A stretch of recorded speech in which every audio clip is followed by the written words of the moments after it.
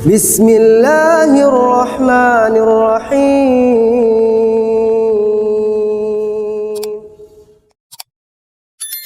Ke orang suka curiga. Kenapa kita ngedeketin? Apalagi pas kita baru gajian. Kalau kita punya sesuatu, orang ngedeketin kita, atau kita mendekati seseorang, belum tentu dia nyaman didekati oleh kita. Ditelepon oleh kita, belum tentu orang suka. Tapi Allah suka sekali kita mendekat kepadanya.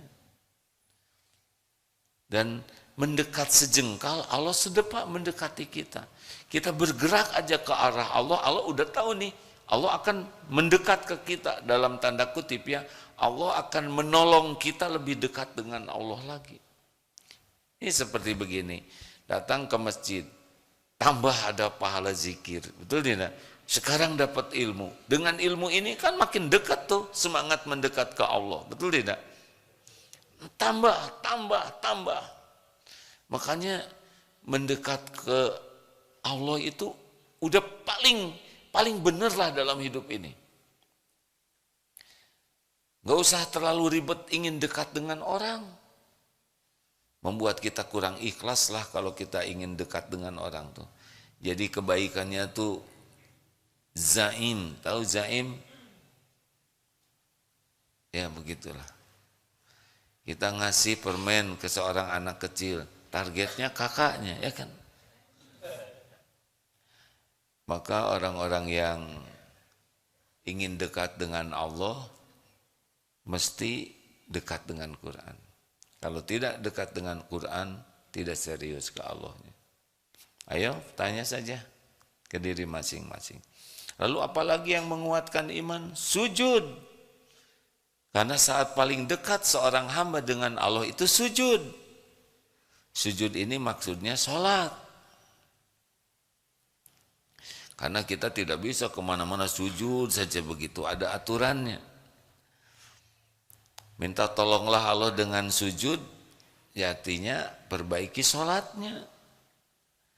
Nah kita hidup ini menjadi berat karena kita jauh dari pertolongan Allah. Kenapa kita jauh dari pertolongan Allah? Karena kita tidak serius ingin ditolong oleh Allah. Apa cirinya kita tidak serius ingin ditolong oleh Allah? Kita tidak serius memperbaiki sholat kita. Ayo jujur. Kita sudah sering sholat ini. Jauh-jauh dari rumah ke masjid. Sungguh-sungguh ke masjid. Tapi ketika sholat, gitu lagi.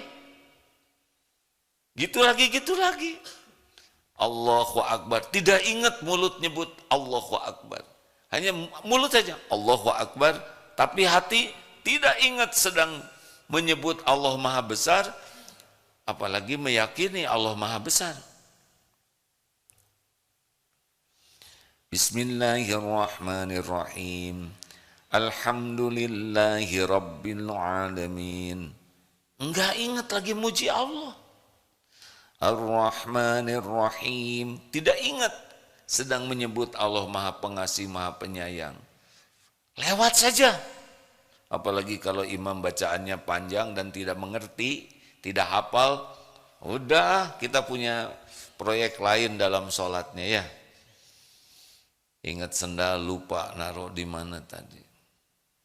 Ingat sarapan, di mana nih hari ini makan. Ada yang sholat itu dari waktu ke waktu sama saja begitu. Padahal sholat itu harusnya menguatkan iman. Qad aflahal mu'minuna alladzina hum fi sholatihim khashi'un. Jadi kalau sholat kita makin khusyuk, Allah suka. Karena wa aqimis sholah lidzikri, dan dirikanlah sholat untuk mengingatku.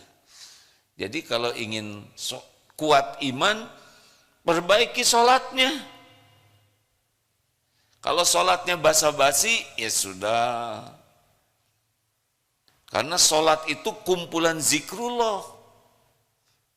Ada takbir, ada diawali takbir, dari wudu, kita jarang zikir yang sesempurna zikir dalam sholat. Wudu, ngadep kiblat, ada takbir, tahmid, tahlil, tasbih, ada syahadat, ada salawat, ada salam, ada al-fatihah, umul Quran, ada ayat Quran, ada tasbih dalam ruku, ada dalam sujud, ada doa yang diapit dari 2 sujud, doa diapit 2 sujud. Rabbighfirli, ampuni saya ya Allah, warhamni, sayangi saya, limpahi rahmatmu, wajburni, cukupi kekurangan saya, tutupi kekurangan saya, warfa'ni, angkat derajat saya ya Allah, warzukni, limpahi dengan rezeki yang halal berkah, wahdini, tunjuki pikiran, ucapan, sikap, keputusan. Apalagi wa'afini, selamatkan dari tipu daya setan, dari kejahatan makhluk. Pokoknya ingin diselamatkan. Wa'fu anni, maafkan saya, hapuskan semua jejak aib dan dosa.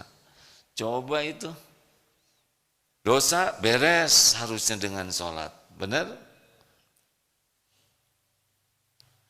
Kita, rahmat Allah kalau datang kepada kita, beres itu hidup kita tuh Pak. Lah kita masuk ke surga juga dengan rahmat Allah. Kalau Allah memberikan curahan rahmat kepada kita, udah beres hidup ini Pak. Keperluan kita dicukupi oleh Allah. Sholatnya bagus, cukup nih. Sholatnya bagus, dicegah dari maksiat, kita jadi mulia. Sholat kita bagus, Allah akan memberikan rezeki terpilih, halal barokah. Sholat kita bagus, ditunjuki, kita ketemu siapa, dapat ilmu apa, perkataan apa, harus ngambil keputusan apa, Allah Maha tahu segalanya. Kita sholatnya bagus, diselamatkan, tipu daya setan, jebakan nafsu, syahwat, kezoliman orang, rencana jahat. Allah Maha tahu apapun yang akan memudaratkan kita. Dan ini wa'fu anni, jejak aib dan dosa kita dihapuskan. Hebat, luar biasa hebatnya permintaan kita dalam sholat. Sayangnya kita tidak mengerti apa yang kita minta. Malah bicaranya juga begini, begitu. Kita tidak pernah minta-minta ke orang kayak gitu, benar? Ibu-ibu pernah minta ke semua, pas saya minta duit, minta buat makan, buat belanja segala macam. Enggak ada. Coba pinjam uang ke koperasi, pas saya minta buat yakin nggak diberi ya? Coba yang belum menikah melamar, coba ke calon mertua, pas saya mau menikah, beres aja, diusir ya. Kita tiap sholat seperti itu.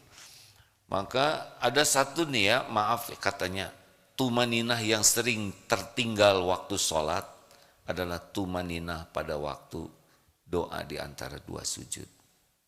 Termasuk imam juga ada yang kecepatan itu. Baru saja duduk sudah sujud lagi. Bagaimana kita menikmati meminta Rabbighfirli, warhamni, wajburni, warfa'ni, warzukni, wahdini, wa'afini, wa'fu anni. Allahu Akbar. Aduh, itu nikmat harusnya tuh hadirin. Sholat itu nikmat harusnya. Kita ketemu dengan orang yang kira-kira baik ke kita aja senang, betul? Gimana kita jumpa dengan yang maha baik? Kita ketemu dengan orang yang kita cintai, yang baik ke kita, kadang-kadang baik, kadang enggak baik. Udah senang? Bagaimana kita menghadap kepada yang senantiasa baik kepada kita? Harusnya sholat itu yang ditunggu-tunggu. Sujud itu yang dinanti-nanti. Harusnya begitu. Nah, kalau ingin iman menguat, ingin bahagia, ingin akhlak membaik, ingin hidup ditolong Allah, perbaiki sholat. Bermain-main dengan sholat, tidak serius ke Allah.